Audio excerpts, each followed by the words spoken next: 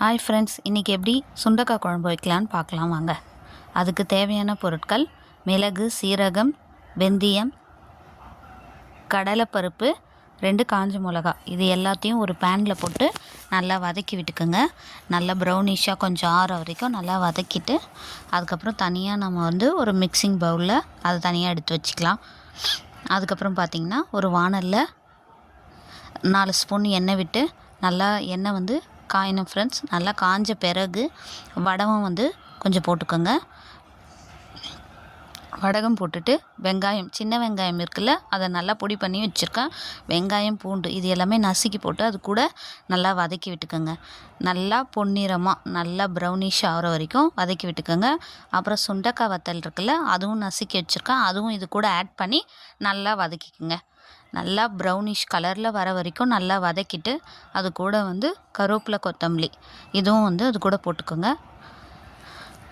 நல்லா ஃப்ரை பண்ணி விடுங்க. நல்லா ஃப்ரை பண்ணி விட்ட பிறகு அதுக்கப்புறம் தக்காளி ஒரு 2 தக்காளி தனியாக அரிஞ்சு வச்சுருக்கேன். அது கூட நம்ம சேர்க்க வேண்டிய பொருட்கள், இப்போ நம்ம தனியாக அந்த பொடியை அரைச்சி வச்சுருக்கோம் இல்லைங்களா, அது கூட ஒரு தேங்காவும் 2 தேங்காவும் சோம்பும் சேர்த்து அரைச்சி தனியாக வச்சுக்கிட்டேன். இப்போ நான் தக்காளியை இதில் ஆட் பண்ணுறேன். தக்காளி போட்டு இன்னும் நல்லா ப்ரௌனிஷாக நல்லா வதக்கிக்குங்க. அது கூட வதங்கிறதுக்கு கொஞ்சோண்டு உப்பு கொஞ்சோண்டு போட்டுக்கோங்க.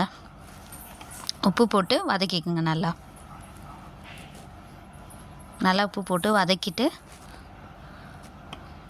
நல்லா சுருள வதக்கணும் ஃப்ரெண்ட்ஸ். அப்போ தான் நல்லா குழம்பு கெட்டியாக இருக்கும். இப்போ நம்ம பொடி பண்ணுறதுக்கு தேவையான அந்த மசாலா வச்சுருக்கோம். அது கூட 2 தேங்காய் போட்டு நல்லா அரைச்சிக்கிட்டு அது கூட இதையும் சேர்த்து நல்லா வதக்கி விட்டுக்கோங்க. இது கூட 2 ஸ்பூன் மிளகாத்தூள்,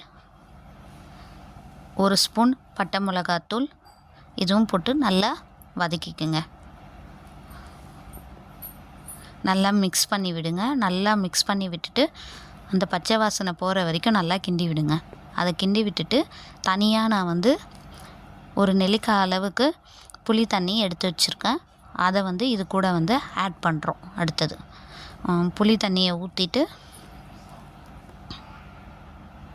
நல்லா கிண்டி விட்டுட்டே இருங்க. நல்லா அந்த பச்சை வாசனை போகிற அளவுக்கு நல்லா கிண்டி விட்டுட்டு, இப்போ புளி தண்ணியை நம்ம அதில் ஆட் பண்ணுறோம். புளி தண்ணியை விட்டுட்டு நல்லா மறுபடியும் மிக்ஸ் பண்ணுங்கள். நல்லா மிக்ஸ் பண்ணி விட்டுட்டு இது நல்லா கொதித்து வரணும் ஃப்ரெண்ட்ஸ். நல்லா சுண்டி வந்த பிறகு அதுக்கப்புறம் நம்ம இருங்க ஆட் பண்ணலாம். நல்லா சுண்டி வரட்டும். குழம்பு நல்லா கொதிக்கணும். நல்லா கொதித்த பிறகு கொஞ்சோண்டு நம்ம வெல்லம், அதுக்கப்புறம் கருவேப்பிலை, கொத்தமல்லி கொஞ்சோண்டு போட்டு நம்ம இறக்கலாம் ஃப்ரெண்ட்ஸ். இப்போ நம்மளுக்கு வத்த குழம்பு ரெடி ஆகிடுச்சு. இதோட அடுத்த விலாகில் என்ன செய்யலான்னு பார்க்கலாம் ஃப்ரெண்ட்ஸ்.